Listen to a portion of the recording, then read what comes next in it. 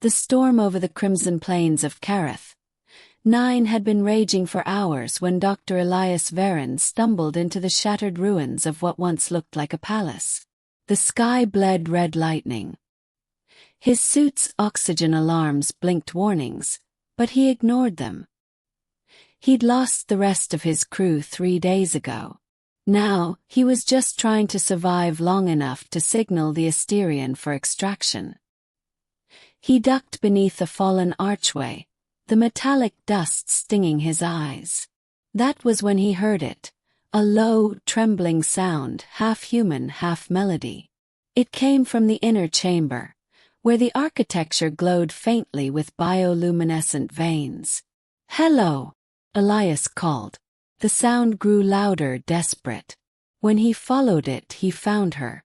She was slumped against a shattered pillar, her pale silver skin marred by dark blue blood. Her hair shimmered like liquid starlight. 2 delicate ridges framed her temples, pulsing faintly with light. Her eyes, large, violet, and too human, fluttered open. "Human," she whispered, voice trembling like wind chimes. "You're real." Elias froze. "You're alive." "Barely," she breathed. "The poison in the air. It kills my kind. Please, I need blood. The cells of your species can neutralize the toxin." He hesitated. "You need my blood." She nodded weakly. "Just a few drops. Or I die." Elias's training screamed against it. Alien biochemistry was unpredictable. But he couldn't walk away, not from someone begging to live. He took a scalpel from his medkit, pricked his wrist, and let a few drops fall onto her cracked lips. The moment his blood touched her, her body glowed faintly. The wound on her shoulder sealed in seconds. Her breathing steadied. The violet in her eyes deepened to a glowing hue, and when she looked at him again, it was with something fierce and ancient. "You've bound us," she whispered. "What?" Elias asked. "In my people's law, blood shared between life and death ties 2 souls. You have saved me, human. I am yours, and you are mine." He laughed nervously. "That's, probably just the shock talking." But the way she stood, graceful, regal, impossibly strong despite her near-death, made him feel the weight of her words. They took shelter in the palace ruins as the storm raged on. She told him her name was Elira, princess of the Verin line, the last of her kind after a civil war that tore her world apart.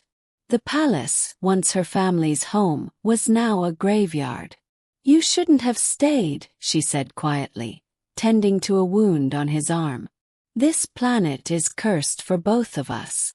"I'm not leaving until my ship finds me," he replied. "And besides, someone has to make sure you don't collapse again."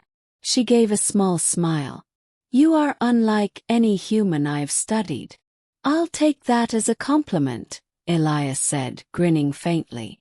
As the night deepened, she told him of the Verin, a race that could connect through shared blood, a symbiotic bond that linked memories and emotion. When they bonded, they could feel each other's pain, and trust beyond words. "You said I bound us," he said slowly. "What does that mean exactly?"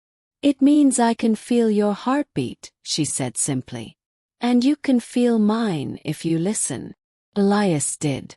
In the silence between thunder, he felt a faint pulse within his own chest that wasn't entirely his. By dawn, rescue beacons still hadn't answered. Their oxygen was running low, and the storm had shredded his comm unit. When Elira found him staring at the broken device, her expression darkened. "You can't survive here much longer," she said. "Neither can you," he replied. "We'll figure something out." "There is one way," she said. "My ancestors built an escape chamber beneath this palace, a pod that can reach orbit. But it needs a blood seal to activate. Only Verin royalty can open it, and those they have bound. He stared. You mean me? She nodded. Together we can leave this place. They descended into the catacombs, where the air hummed with dormant energy. Elira pressed her palm against a glowing crystal panel. Now you, she said. Elias hesitated, then pressed his hand beside hers. The crystal flared with white light, pulsing like a heartbeat. The chamber's engines roared to life. You did it, he breathed. We did it, her voice echoed softly, not aloud but inside his thoughts. He turned to her, startled. Our bond, she explained. It allows thought to flow like water. For a long moment, neither spoke aloud. They didn't need to. He felt her gratitude, her grief, her quiet awe at his stubborn kindness. And she felt his loneliness, his exhaustion, and the flicker of something warmer he didn't dare name. When the pod reached orbit, the crimson world fell away beneath them. Through the viewport, Elias saw the stars burning bright again. You'll be safe once we reach my ship, he said. She turned to him, eyes shining. No, I will not leave you. The bond cannot be undone. You gave me your blood, Elias Verin. You gave me life. By our law, by our hearts, you are my mate. He swallowed hard, trying to speak, but the warmth in his chest told him he didn't need to. She took his hand, her fingers cool and luminous against his skin. Wherever you go, she said softly, the stars will know us as one. The pod sailed into the endless dark, carrying two hearts that now beat as one.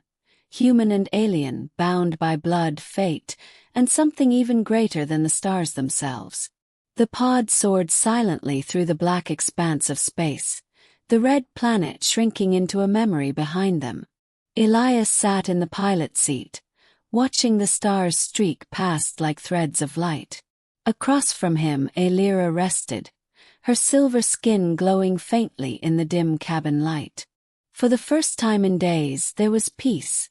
No storms, no alarms, no death creeping close. Just the hum of the engines and the soft rhythm of two hearts that now beat together.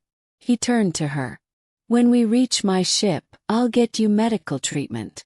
We'll find a safe world. Somewhere you can start over. Elira's violet eyes lifted to his. Start over. I already have.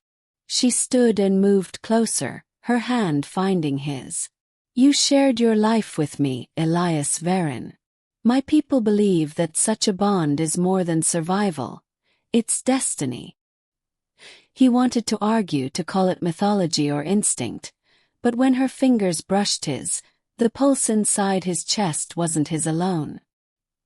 He felt her warmth, her trust, her fierce promise that he would never be alone again.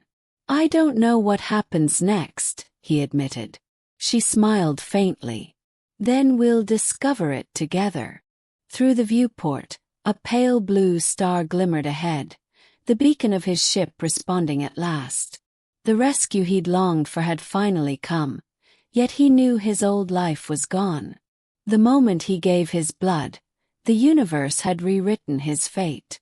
Elira leaned close, her voice barely a whisper. Wherever the stars lead, my mate, I will follow. And as the pod streaked toward the light, Elias realized he no longer feared the unknown. Because now he wasn't facing it alone.